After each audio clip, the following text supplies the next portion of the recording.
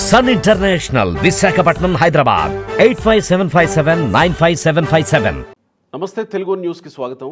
అప్పసాని రాజేష్ గారు ప్రముఖ రాజకీయ విశ్లేషకులు మనతో ఉన్నారు. మాట్లాడదాం. రాజేష్ గారు నమస్కారం.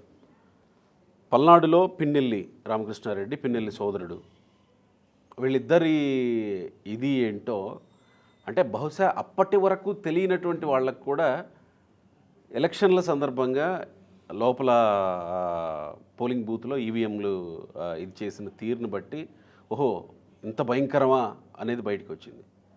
ఎట్టకేలకు వేటాడి పట్టుకున్నారు, నెల్లూరు జైలుకు తరలించారు.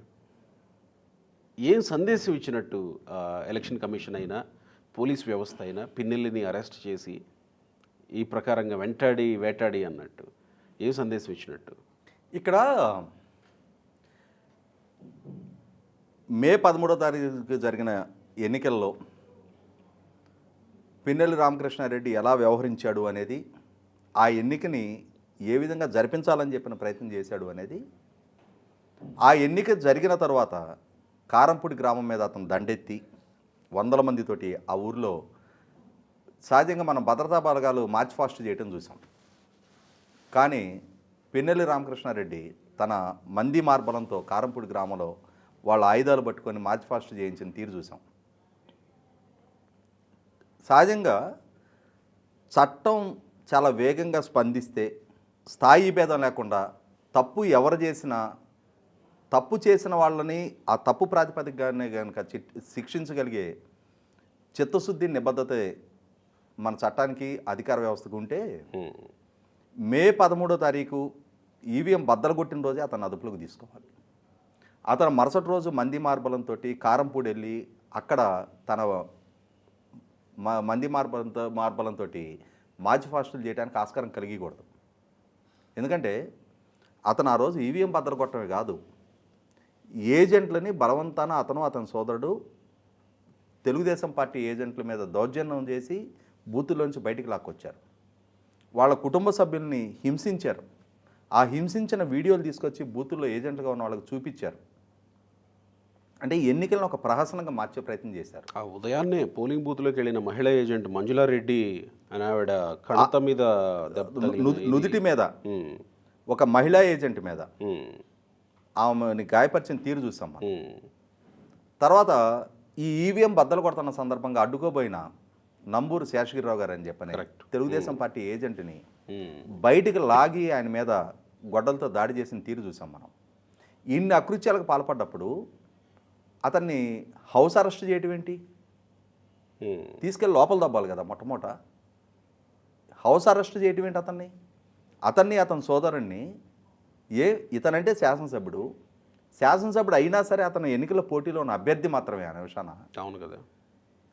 శాసనసభ్యుడు అయితే అతనికి ఏమన్నా అడిషనల్గా మనకన్నా అతని వరకు ఏమన్నా అడిషనల్గా 2 కొమ్ములు కాళ్ళకన్నా గిట్టలు ఉంటాయా? సామాన్య పౌరుడే కదా మొట్టమొదట. దండం పెట్టి మాకు ఓటేయండి, మమ్మల్ని గెలిపించండి అని చెప్పని అభ్యర్థించిన అభ్యర్థులే కదా. మేము రిగ్గింగులు చేసుకుంటాం, మాకు ప్రత్యర్థులుగా పోటీ చేయడానికి, మాకు ప్రత్యర్థులుగా బూతులు ఏజెంట్లుగా కూర్చోటానికి వీల్లేదని చెప్పని అహంకారాన్ని ప్రదర్శిస్తే ఇప్పటిదాకా ప్రివిలేజ్ ఇవ్వటం ఏంటి వాళ్ళకి? వ్యవస్థలో ఇంత ఘోరమైన తప్పులు చేసిన వాళ్ళకి కూడా ముందస్తు బెయిల్ ఇస్తుంటే ఇవాళ ఎందుకు ఇతనికి మాత్రమే ఈ విధమైన వెసులుబాటు కల్పించాలి? మనం గతంలో కూడా చర్చించాం ఇది. నేను కొన్ని కేసు రిఫరెన్సెస్ కూడా గతంలోనే రాప్తాడులో ఆ రోజు వైసీపీ అభ్యర్థిగా ఉన్న నిన్నటి ఎమ్మెల్యే తోపుదుర్తి ప్రకాష్ రెడ్డి ఎలక్షన్కి 2 రోజుల ముందు ఇతని మీద పవగడలో కేసు నమోదైందని చెప్పని లిఫ్ట్ చేసి తీసుకెళ్ళిపోయారు కర్ణాటక పోలీసులు. పోటీలో ఉన్న అభ్యర్థి అని చెప్పని అడిషనల్ ప్రివిలేజ్ ఇవ్వాలి ఆ రోజున.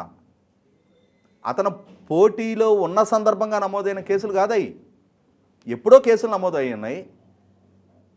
ఒక ఎన్నికల్లో పోటీ చేయాలని చెప్పని ఆకాంక్షించే వాళ్ళు నీతి నిజాయితీతో కూడిన జీవితం గడపాలనే ఆలోచన లేకుండా మేము ఏ కేసుల్లో ఉన్నా అవేదో మాకు ఎడిషనల్ అడ్వాంటేజ్ లాగా ఫీల్ అయిపోయి ఇష్టారీతిని చెలరేగిపోయి కేసుల్లో ఇన్వాల్వ్ అయితే కేసులో అక్యూజ్డ్ అనేది ముందు. ఇవాళ పిన్నెల్లి రామకృష్ణారెడ్డి పోటీలోని అభ్యర్థి, ఈవీఎం బద్దలు కొడితే ఎదురయ్యే కాన్సిక్వెన్సెస్ ఏంటో తెలీదా? డెఫినెట్గా తెలుసు.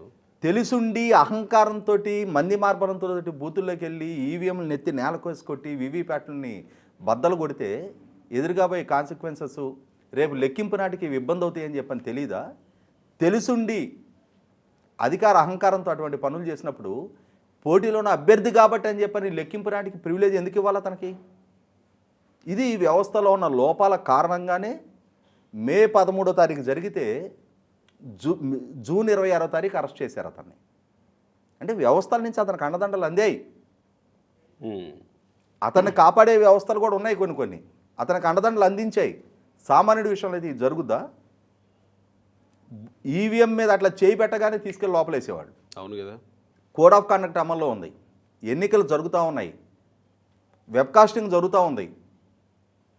వెబ్కాస్టింగ్ జరుగుతుండగా వెబ్కాస్టింగ్ని పర్యవేక్షించాల్సిన డిపిఓ దాన్ని వదిలేసి ఒంగోలులో అతను ఓటేసుకోవడానికి వెళ్ళాడంట. అంటే ఎలక్షన్ డ్యూటీలో ఉన్నాడు, నువ్వు ఒంగోలు వెళ్తావా? పోస్టల్ బ్యాలెట్లో నీ ఓటు పంపించుకోవాలి. తర్వాత దాన్ని ఏదో గుర్తు తెలియని వ్యక్తులు పగలగొట్టారని చెప్పి అంటే పర్యవేక్షించాల్సిన అధికారి ఆ పర్యవేక్షణ వదిలేసి అతను ఓటేసుకోవడానికి వెళ్ళాడు.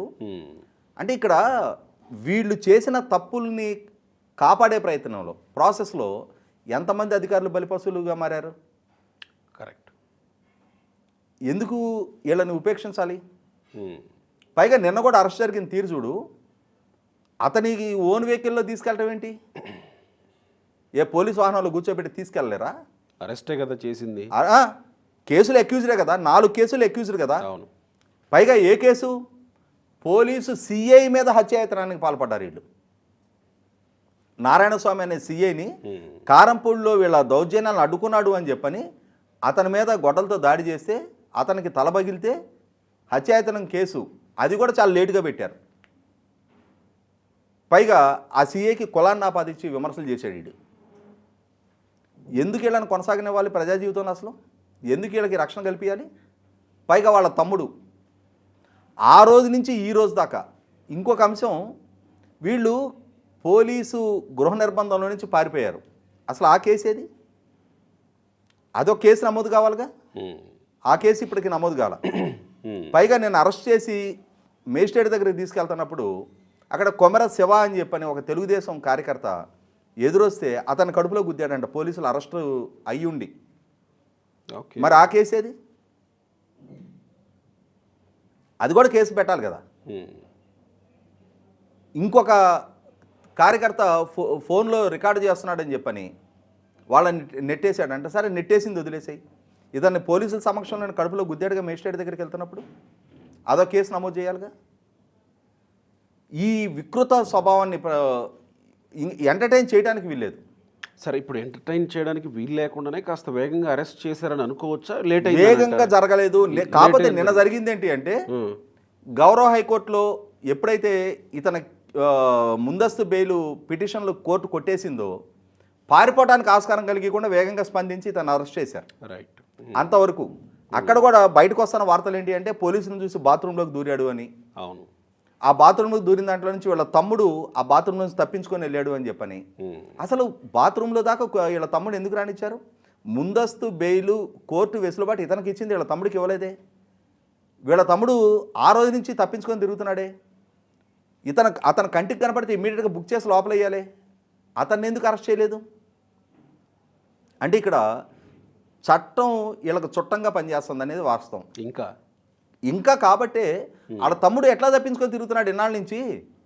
నీకు గంగిరెడ్డి అనే అతను ఎర్రచందనం స్మగ్లింగ్ చేసిన అతను మారిషస్లో ఉంటే చంద్రబాబు నాయుడు గారి ప్రభుత్వం అరెస్ట్ చేసి తీసుకొచ్చింది. ఆ రోజున దేశం వెళ్ళిపోయి వేరే దేశాల్లో ఉంటే లాక్కొచ్చారే. మరి ఇతన్ని అరెస్ట్ చేయలేరా? ఆచూకీ నిజంగా కనిపెట్టాలి అని అంటే ఇక్కడ జరుగుతున్నది ఏంటి అంటే ఈ పోలీసుల్లో నుంచే కొంతమంది వాళ్ళకి సమాచారం ఇస్తూ ఉన్నారు. మా వాళ్ళు వస్తున్నారు, నేను వెంటాడతా, నువ్వు తప్పించుకో. కాబట్టి ఆ రోజు హైదరాబాదు పోలీసు బృందాలు వచ్చి ఇలా వెహికల్ పట్టుకున్నారు, వీళ్ళ డ్రైవర్లను పట్టుకున్నారు, వీళ్ళ పిఏలను పట్టుకున్నారు. వీళ్ళు అన్నదమ్ములు మాత్రం ఎట్లా తప్పించుకోగలిగారు? ఖచ్చితంగా ఇంటి దొంగలు ఉన్నారు, వాళ్ళు ఉప్పు తిన్న దొంగలు ఉన్నారు. ఆ ఉన్నారు కాబట్టి వీళ్ళకి సమాచారం ఇస్తూ ఉన్నారు. వాళ్ళు సిగ్గుపడాలి మొట్టమొదట. ఆ కన్సర్న్డ్ అధికారులు ఎవరైతే ఉన్నారో ఈ తప్పుడు ఈ సమాచారం అందిస్తున్న అధికారులు ఎవరైతే ఉన్నారో వాళ్ళు సిగ్గుపడాలి. మీరు ఆ ఒంటి మీద ఉన్న యూనిఫాము తీసేసి ఆ వైసీపీ కండవాలు వేసుకొని తిరగండి. వాళ్ళు ఇసిరే చిల్లరకి ఎంగిలి మెతుకులకి కక్కుర్తిపడి ఈ రకమైన లాలూచి వ్యవహారాలు చేస్తున్నందుకు ఆ ఒంటి మీద ఉన్న యూనిఫామ్కి అవమానకరం.